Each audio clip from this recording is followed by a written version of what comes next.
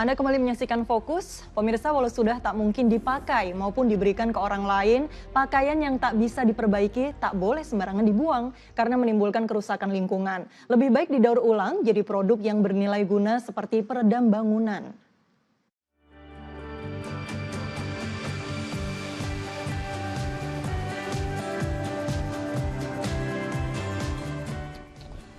Ayo, siapa nih kalau udah lihat baju yang enggak layak pakai kayak gini, bahkan sampai robek dan bolong kayak gini, pengennya langsung dibuang aja ke tempat sampah. Waduh, jangan ya, karena ini bisa bahaya bagi lingkungan.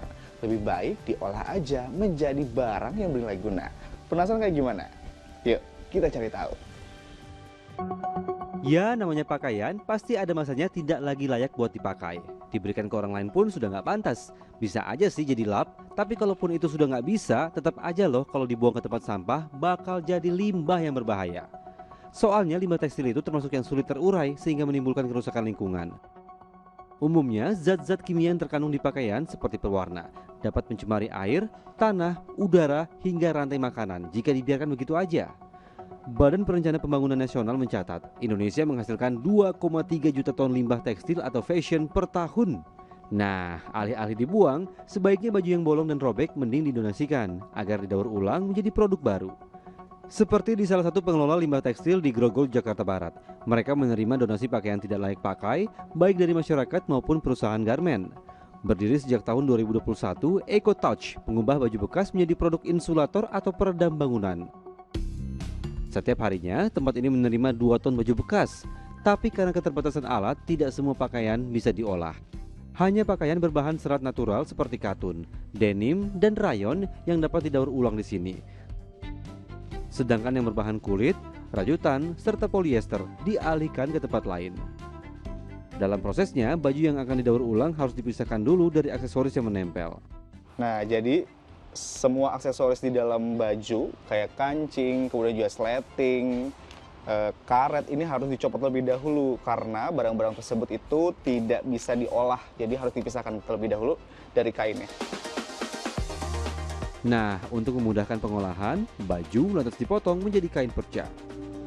Selanjutnya, kain-kain tersebut diproses menggunakan mesin, dicacah menjadi shodi atau serat, layaknya helaian kapas.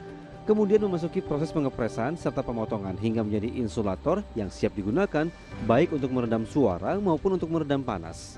Dalam pembuatan insulator bisa menyerap 10 ton pakaian bekas. Keunggulannya adalah satu, ini bisa didaur ulang lagi. Kedua, kita pakai baju awet kan. Ini pun sama, ini awet sekali. Jadi peredam ini punya fungsi itu untuk suara dan untuk panas sebenarnya.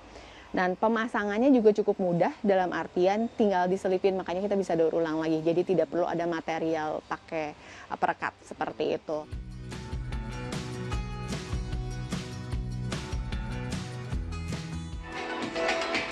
Sudah keras, harus masukkan. Wah, jadi kecil suaranya. Benar-benar karena pakai produk. Wah, keren ya pemirsa. Dari pakaian disulap jadi barang yang bernilai jual tinggi. Oh iya, selain itu ada juga loh produk lainnya seperti benang, tas, dompet, baju, dan masih banyak lagi.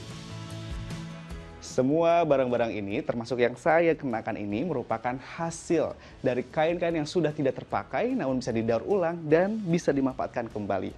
Tentunya cocok untuk dipakai. Dari Jakarta, Agil Sandi dan Tikno Handoko melaporkan.